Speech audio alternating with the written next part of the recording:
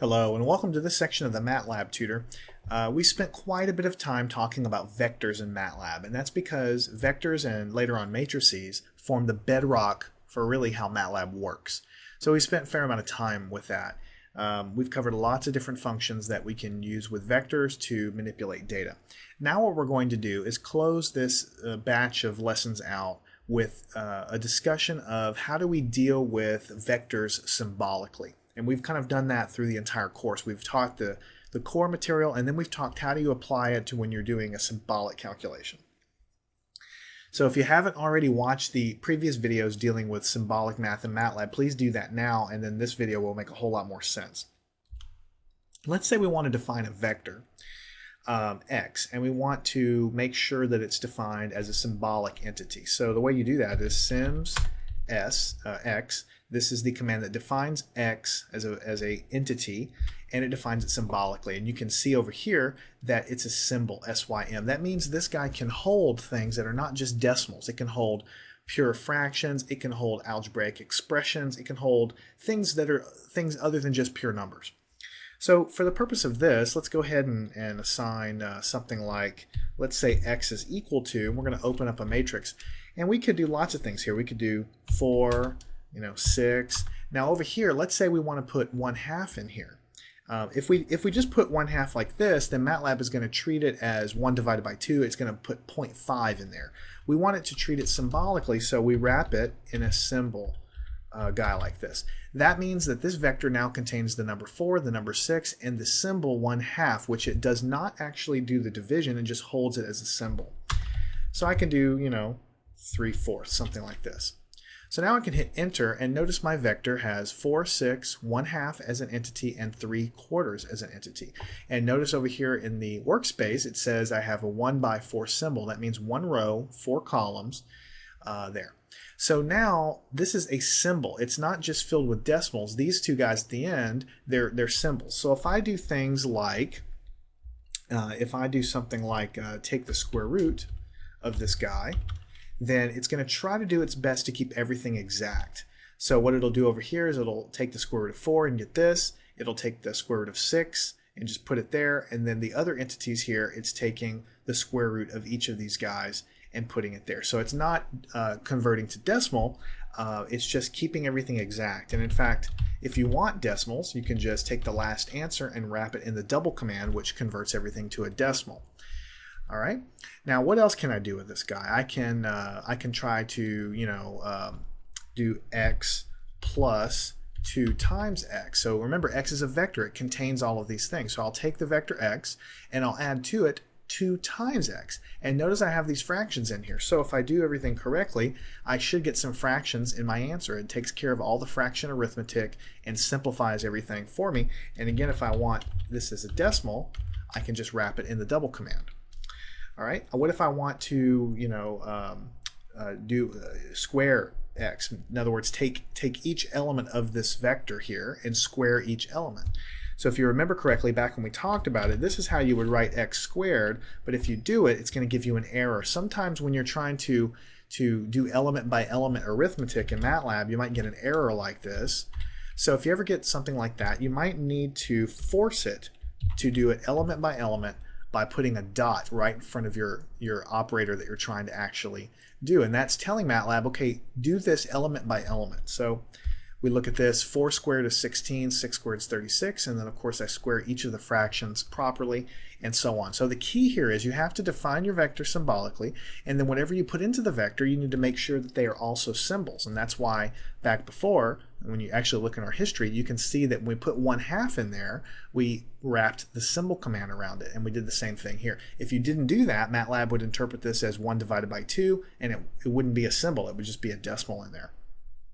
All right, so I can define another vector. Let me call it y, and I want to define it as a symbolic guy as well. So then I'll say y is equal to, I'll put 4 elements in there so it matches, and I'll do, symbol 11, 21, symbol 5, 6, symbol 6, 13ths, and let's just put pi in there just to be different. So what we have is 3 fractions, these guys here, and then we have the pure number, or I should say the infinite number pi that Matlab understands, and that's stored in the vector y. So you can see that the fact that my division, my fractions are still intact, I did all of that correctly. So I can do things like, let me clear the screen. Here's x, here's y. I can do things like x plus y. And because it's 4 elements in each of these vectors, I can add them like this, and I'm adding element by element, and Matlab will go and add them element by element. So when 4 plus 11 21sts is going to give you this, and I'm adding each element here at the end, I get 3/4 plus pi.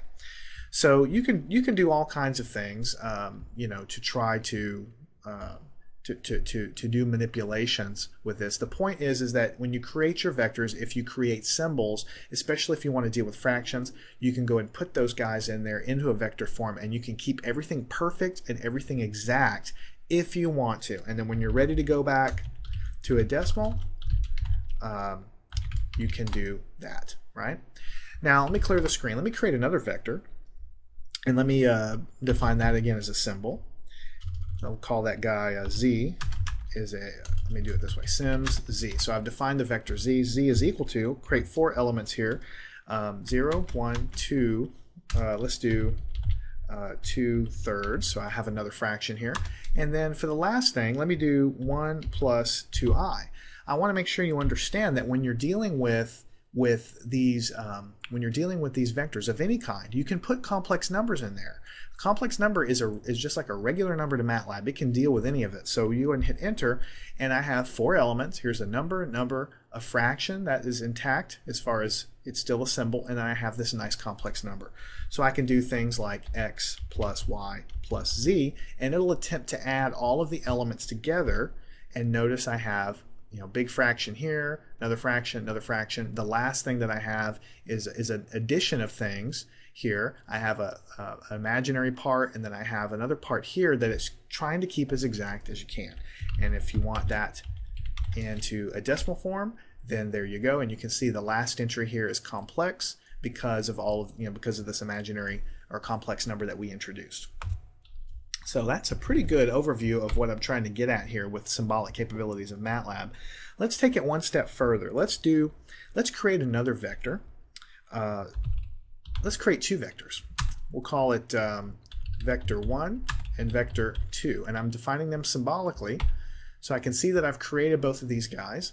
And instead of putting numbers and fractions and things like that in there, I want to go ahead and actually put an algebraic expression in there. So let me define some other guys. Let me define A, B, and C as symbols also. So now over here, A, B, and C are symbolic variables, and vector 1 and 2 are also symbolic variables. So now I want to construct my vectors. You can do anything you want with vectors in Matlab. Up till now, we've been putting numbers in there, and then I just showed you how you can put fractions and complex numbers in there. You can put entire algebraic expressions in there if you have some kind of a need. So let's say you want this vector to have 3 elements. It'll be A, and the next guy will be A minus B, and the next guy will be C squared. So this is a vector. Notice that for each element, see, the first element is A, and that's just like in algebra. You don't know what A is. It's just a placeholder for something. The second element is the expression A minus B. The third element is the expression C squared. And when I hit enter, all of this stuff remains intact. My vector is given here. First element's A, second element is this, third element is this. And all of the same things apply as before. If I do vector 1 and I want to extract the second element from this vector, it's going to return A minus B. If I want to extract the second through the third element, then I'm going to extract that subvector, second through the third element. Everything here applies that we've learned before with regard to basically how you work with vectors. So let's go ahead and do something like, let's create vector 2, right? And let's create that as, we'll do A plus A squared for the first element. The second element will be A plus B, and the third element will also be C squared. Okay, so I have three elements. Each element is an algebraic expression. I haven't assigned any values to A, B, and C. They're just totally placeholders. So here, let me clear the screen. Vector 1 is defined as this, and vector 2 is defined as this. Each have 3 elements. Now, I can manipulate these just like I can do if they contain numbers. If I want to add vector 1 plus vector 2, then what's going to happen is MATLAB's going to try to add element by element. So let's see what happens here. I get another vector. So a plus a squared, right, is what I'm going to have right here. Actually, no, my first element over here, my first element in this vector is a squared plus a. So when you add a to it, you get a squared plus 2a. When you add a minus b to a plus b, you get 2a. And when you add this guy, c squared to c squared, you get 2c squared. So you see the rules of algebra are being followed here. If you do things like a divided by b, let me do it a different way. Let's do 2 times vector 1. So remember, this is vector 1 up here. If you multiply by a 2, MATLAB understands I'm trying to multiply each element by 2, so that's what it did. What if I want to divide these guys element-wise? Vector 1 divided by vector 2. You got to be a little careful, inconsistent, because you don't have things set up right. So let's clear the screen. This is vector 1, vector 2. If you want it to do element by element when you're doing division and exponentiation, you really need to tell MATLAB explicitly with this dot. This dot right in front of the division symbol tells MATLAB, okay, do this operation, but this is not a standard operation that vectors are allowed to participate in, so go ahead and do it element by element. So when we do that division, it's going to take vector 1 divided by vector 2. So that would be this element divided by this. That's what I have down here, and it's doing the same thing. I can even do crazy things like vector 1 raised to the power of vector 2. Notice I put the dot here telling it do it element by element. And when I do that, I've got all of this stuff. And MATLAB keeps track of it all there. You can even do things like you can do the square root of one of these symbolic vectors. And it'll do its best to take the square root. And finally, let me clear the screen and put vector 1 back on the screen and vector 2. You can think of this as a three-dimensional vector. This could be the x direction, the y direction, the z direction. It's just that the values are totally unknown because I have them in terms of algebraic expressions. So if I wanted to, I could do the dot product of vector 1 dotted with vector 2. Now if these were numbers, it would be easy. You'd be multiplying the corresponding elements and adding them together. And that's what MATLAB is going to eventually do. So you could do dot vector 1 comma vector 2, and look what it's going to have, a whole long expression there. Now notice here you've got some conjugates of some of these vectors here. Conjugate of A, vector A, conjugate of vector A, conjugate of vector B. So you might ask, why is it coming up with this conjugate stuff? It's because A, B, and C are just symbols. They could be anything. So typically when we think of variables in algebra, we think of numbers, but in reality they could be complex numbers. So MATLAB is going to assume that all of the components of vector 1 and vector 2, all of these letters can be complex. So when it does the dot product, it might introduce some conjugates here in order to get the full-blown, the full answer, the rich answer that takes into account that they might actually be complex. And if this guy here, confuses you a little bit, we used that before. We put vector 1 up here and vector 2. Another way to do the dot product that we've talked about in previous sections is to say vector 1 times vector 2, but because these are both horizontal row vectors, you need to put a transpose on the second vector, so it's basically takes vector 2 and turns it into a vertical vector, so you can multiply across and down. And this answer that we get is exactly what we got for when we use the actual function. And furthermore, we can do the cross product by taking vector 1 and crossing it into vector 2, and it will do all of that math behind the scene and come up with a pretty big answer, because the cross product, is a lot of terms. So for the x component of the cross product, that would be the x component. For the y component of the cross product, that would be that. And for the z component of it, that would be that.